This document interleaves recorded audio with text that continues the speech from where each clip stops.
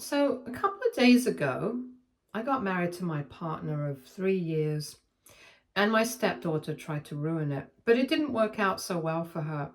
Basically, my husband and I had gone to high school together, and after we graduated, we kind of lost touch and had our own lives.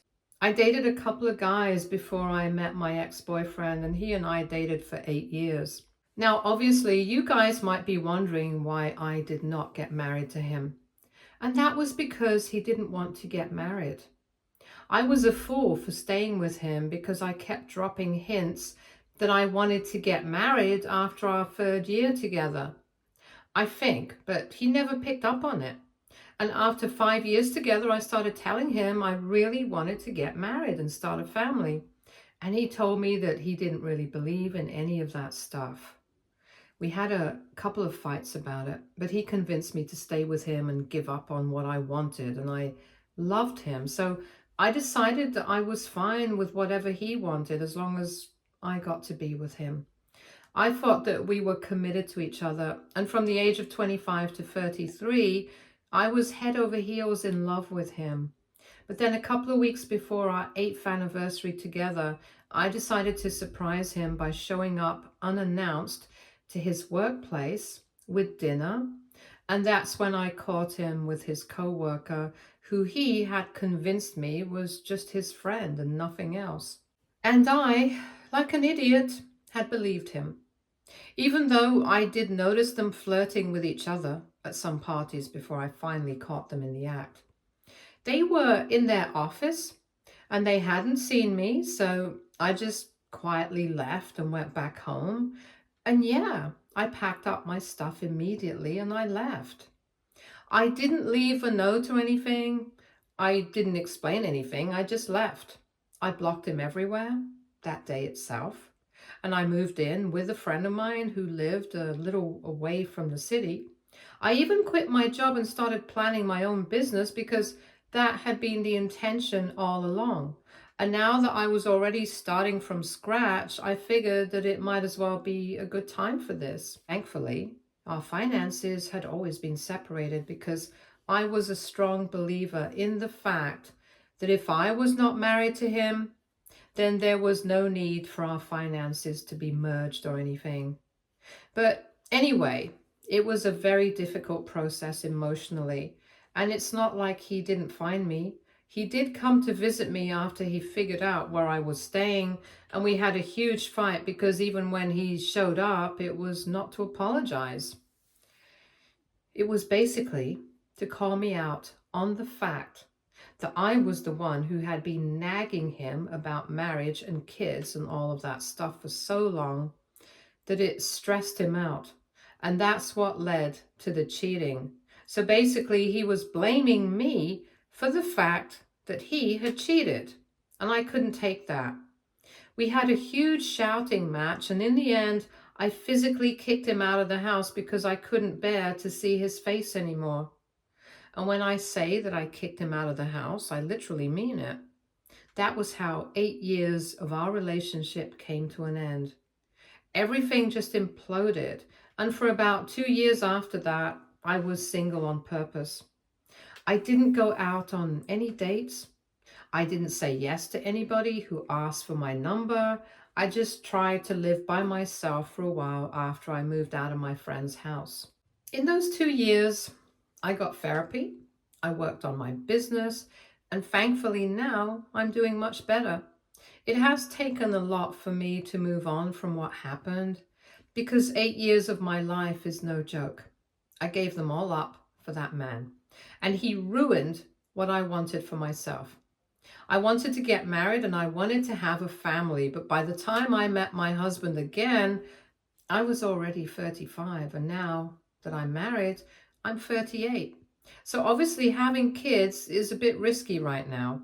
And I feel like my ex was the one who took that away from me, so it's obviously pretty traumatizing.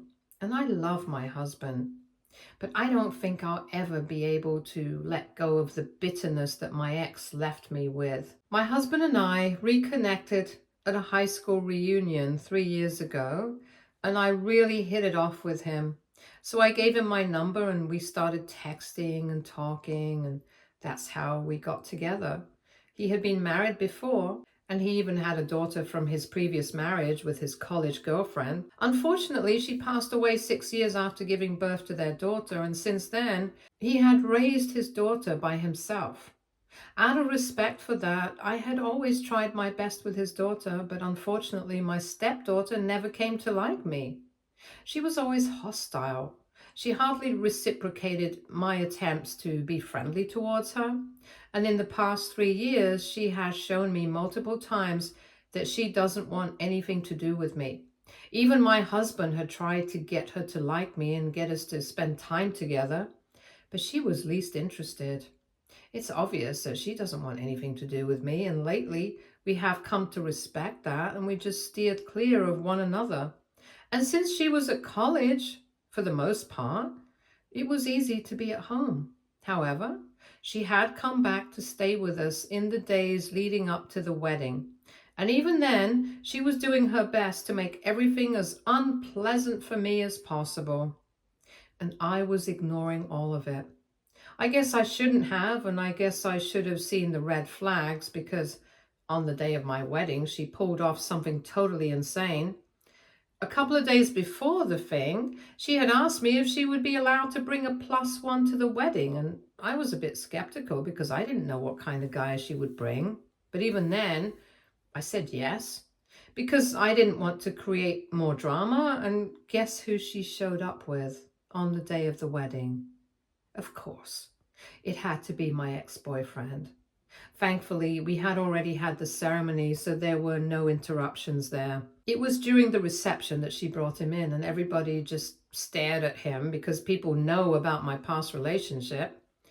I myself could not believe it because I couldn't imagine anybody being so cruel to me for no reason, because it's not like I've done anything to hurt her. And I couldn't even fathom why my ex-boyfriend would show up because ever since we broke up, we have had absolutely zero contact. And for him to show up as the plus one of my husband's stepdaughter to his ex-girlfriend's wedding, who he cheated on, I mean, that's just a new level of pathetic for somebody who's almost 40. Anyway, once she walked in, my stepdaughter brought him right up to me and both of them were smirking. And she told me I might recognize this guy and she thought that it would be a nice little surprise for me.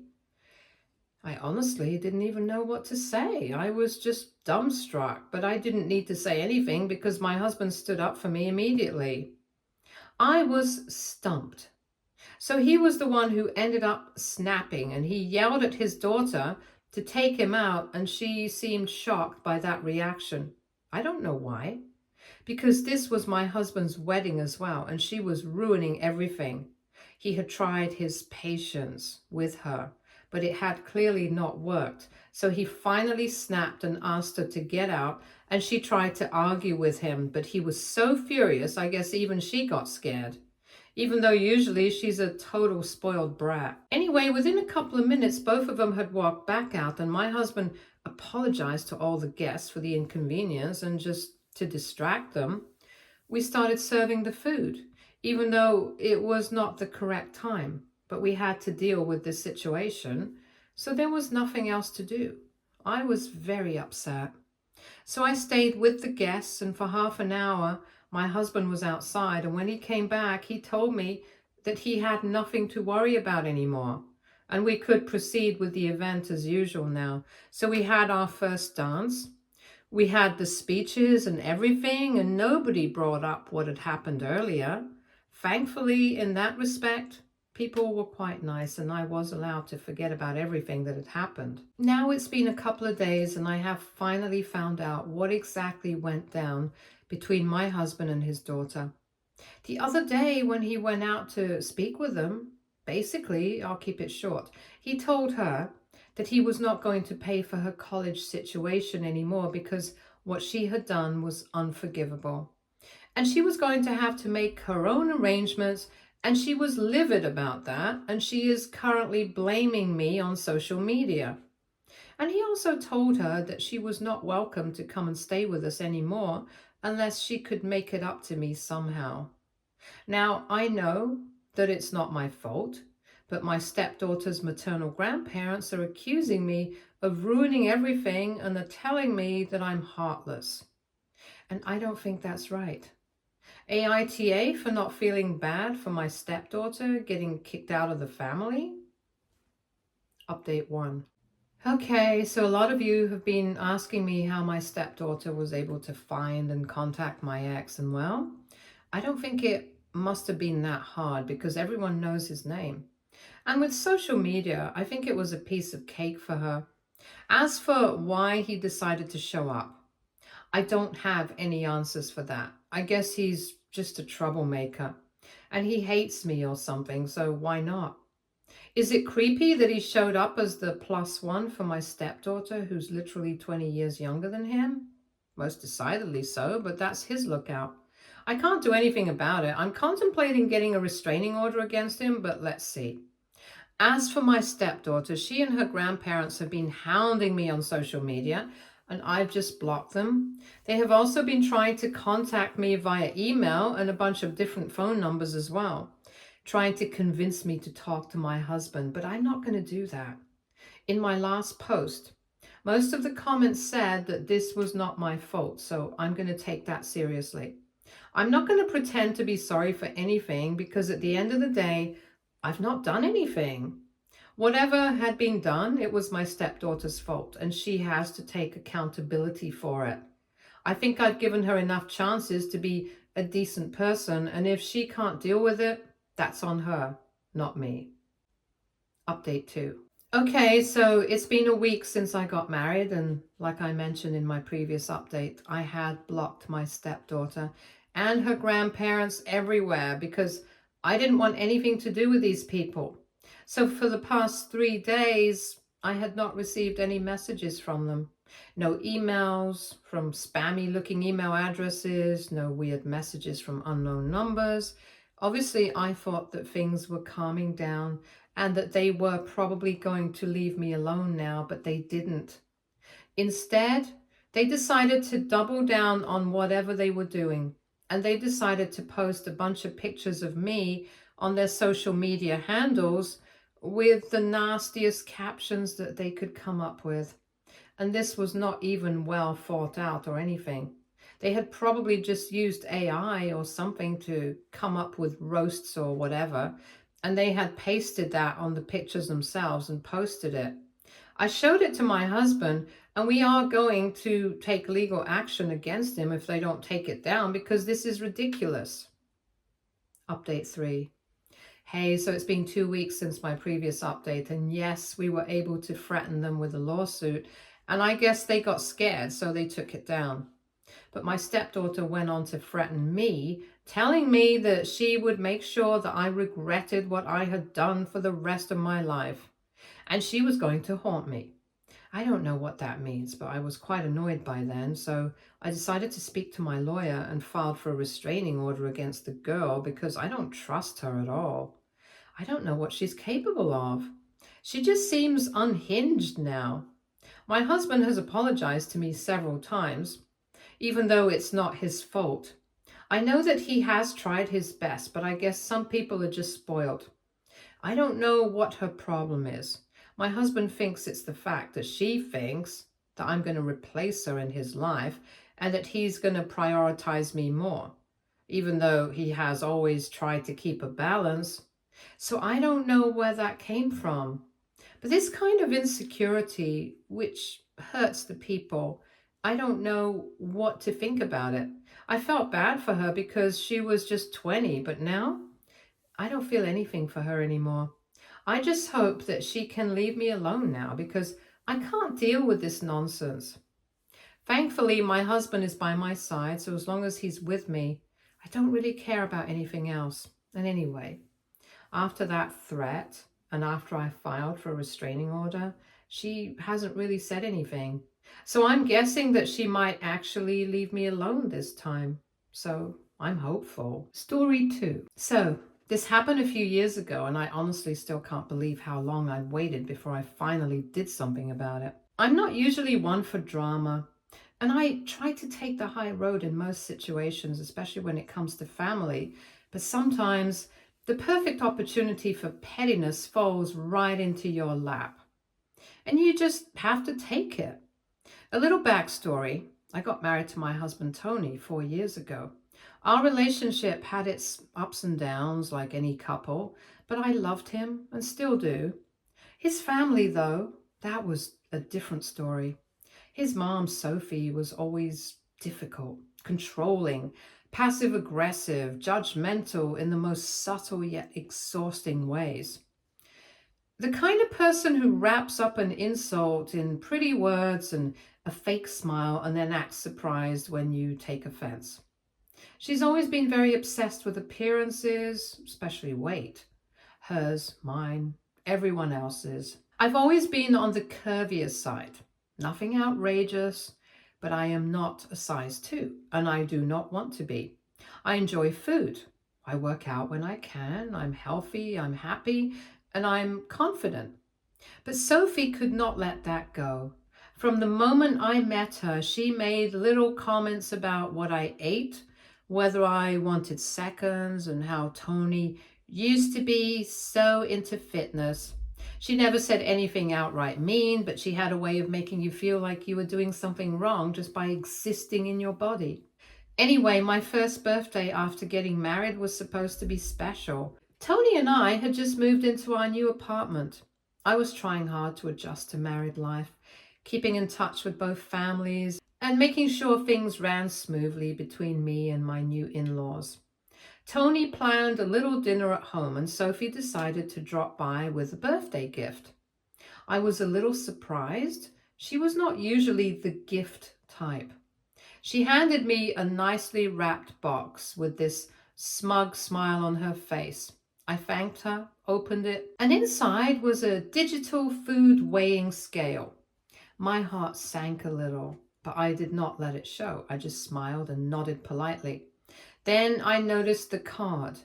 It was not even handwritten. She had typed it up and printed it out. It read, "This might help you stay on track so Tony doesn't lose interest in a few years. Happy birthday, dear." I wish I were joking. I felt like I had been slapped on my birthday in my home by my new mother-in-law, and the worst part, Tony did not even seem to understand why I was so upset. He said something like, "She probably meant well," and brushed it off. I did not want to ruin the evening, so I kept quiet. I shoved the scale in the back of a kitchen cabinet and never looked at it again. But that moment stuck with me. Over the years, Sophie kept doing what Sophie does best.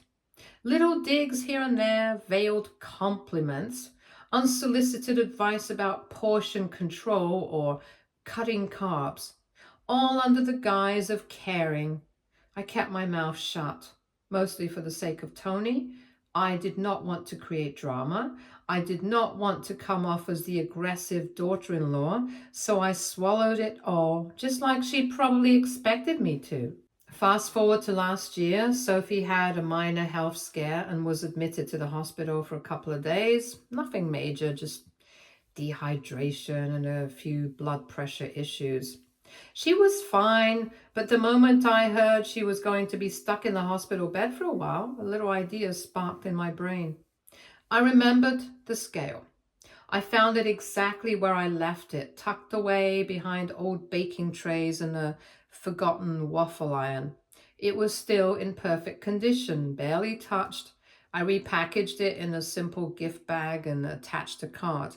This time, the card was handwritten.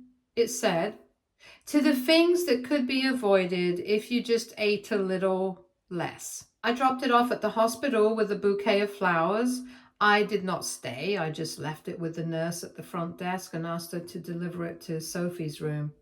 Now, I know that was petty. I know that was extra, but it felt like closure. Like I had taken back a piece of my dignity that she'd chipped away at for years. I did not even know how she reacted. She never brought it up. Tony hasn't mentioned it, and I do not even know if he knows I did. But I heard from Ashley, my sister-in-law, Paul's wife, that Sophie was not happy.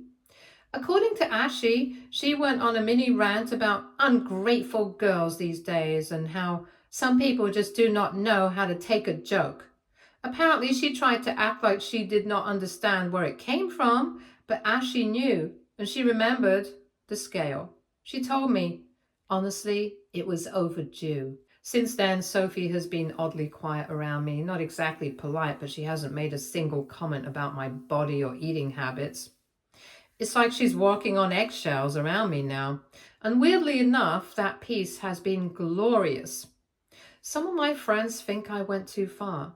Others think I was way too patient for way too long. Tony still doesn't know the whole story, and I honestly do not know if I will ever tell him. He's not super close with his mom these days, and part of me is glad he doesn't have to choose sides. So, AITA for regifting my mother-in-law the food scale she gave me years ago with a petty note while she was in hospital? Update 1. So remember how I said Sophie never brought up the food scale incident? Well, she did not. But apparently she did not let it go either. About 3 weeks after I dropped the gift off at the hospital, we were all invited to a family barbecue at Paul and Ash's place. I honestly did not want to go, but Tony convinced me. It's just dinner, he said. Let's not make it a thing. Fine. I showed up, stayed polite, and planned to leave early. Sophie was there, of course, and she avoided me like the plague. Not even a passive-aggressive comment, just stone-cold silence. Everyone noticed it, but no one said anything. Until Ashy, God bless Ashy, pulled me aside and said, "You have no idea what you started." Apparently, after getting the scale at the hospital, Sophie went home and started spiraling. Not because of the note itself, but because it triggered something else. She started obsessing over whether Tony had said something to me. She convinced herself that he had shared too much about her behavior over the years and started grilling him, Paul, and even Ashy. Here's where it gets wild. In her paranoia, Sophie went through some old text messages and ended up accidentally forwarding a screenshot from years ago to the entire family group chat. It was from right around the time of my birthday, and it was her texting one of her friends saying, "I gave her a food scale for her birthday. Let's see if she gets the hint. God knows Tony won't cheat unless she lets herself go. Gotta protect my son's appetite." Yep. Not only did she admit the gift was meant as a dig, but she fully leaned into that whole "your weight controls whether your man cheats" narrative. Everyone in the family saw it, including Tony. He was livid. He called her out in the group chat and told her that her obsession with my body was disgusting, that her jokes had never been funny, and that she owed me an apology years ago. Tony backed him up, and so did Ashy. Even Sophie's own sister chimed in and said, "You've always crossed the line with your so-called advice." Sophie, she left the group chat. She hasn't spoken to any of us since. Tony's not reaching out, and I have to admit, it's been peaceful. All I did was regift a petty little scale, but somehow it ended up exposing everything she worked so hard to keep under the surface. Karma's funny like that. Update 2. So I thought Sophie had finally backed off after the group chat disaster and total radio silence that followed. It had been almost 2 months of bliss. No texts, no fake nice calls, no subtle jabs, just peace. Tony was done with her. I was emotionally free, and even the rest of the family seemed to be avoiding the drama. I was starting to believe the saga had ended. Until last Saturday. Around 10 in the morning, there was a knock at our door. I assumed it was a package or maybe a neighbor. Nope. It was Sophie, holding a massive woven basket wrapped in plastic, smiling like nothing had ever happened. I didn't even get a chance to speak. She just walked in and started placing things on our kitchen table. The basket was bizarre. Protein bars, detox teas, low-carb snacks, diet cookbooks, an air fryer, and a brand new fitness journal. Right on top was a card that said, "For a healthier and happier you, with love." I just stood there stunned. She sat down like she owned the place and said she wanted to apologize properly. But her apology sounded more like a PR statement than genuine remorse.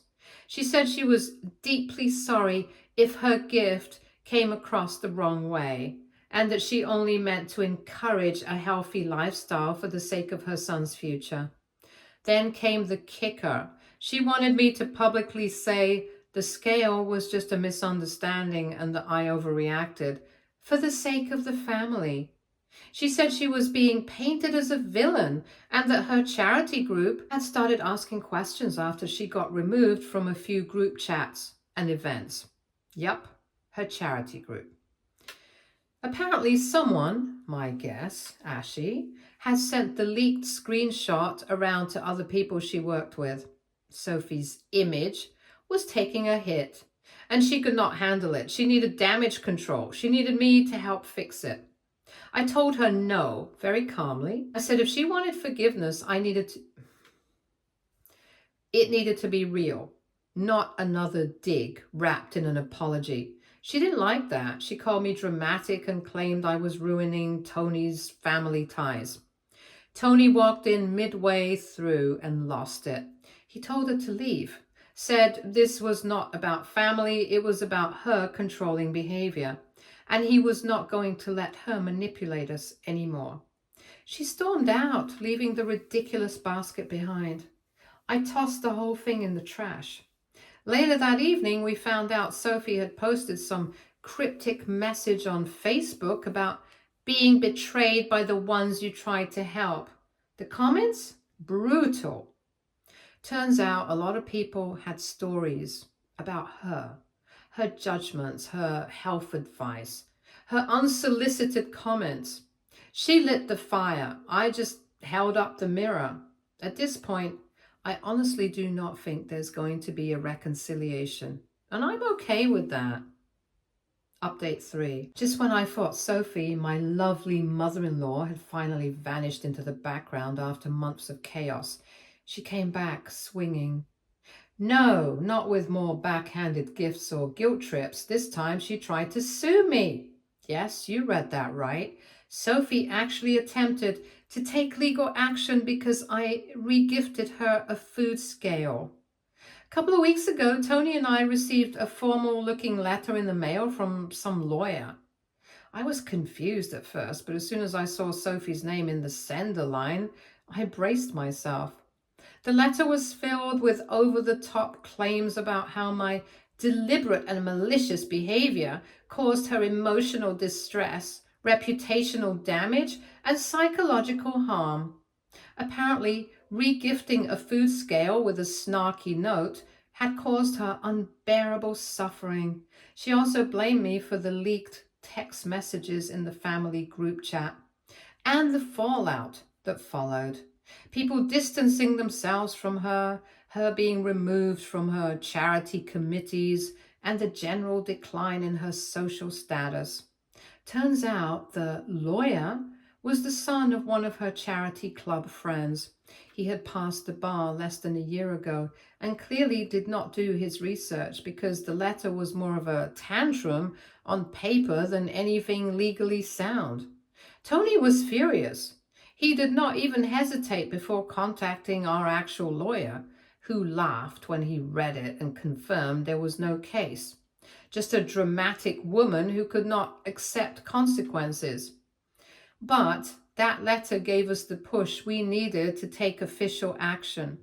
Our lawyer sent Sophie a cease and desist, making it clear that if she attempted any more direct or indirect contact, letters, calls, social media posts, even using others to speak for her, he would file harassment charges.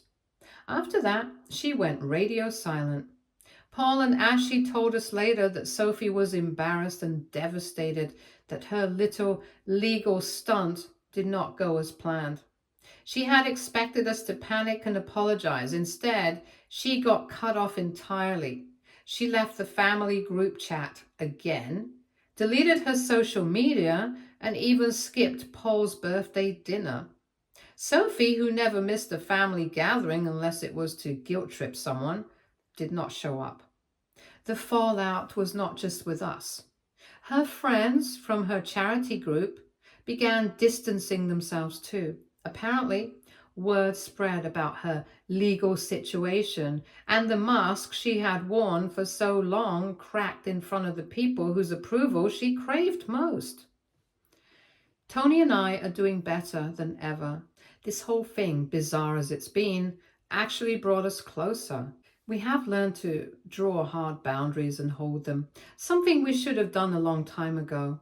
And Paul and Ashley, they have been completely supportive. Ashley told me she had her own stories about Sophie's advice, and seeing me stand up to her inspired her to speak up, too. As for a food scale, it's still in our kitchen junk drawer, resting peacefully next to old batteries and dead pens. Not because we use it, but because every time I see it, I remember the moment I chose to stop swallowing her cruelty with a smile. I know for a fact that I am definitely NTA or regifting Sophie the petty food scale she once used to insult me, and refusing to play nice even when she tried to. Stay tuned for more stories from our girl relationships.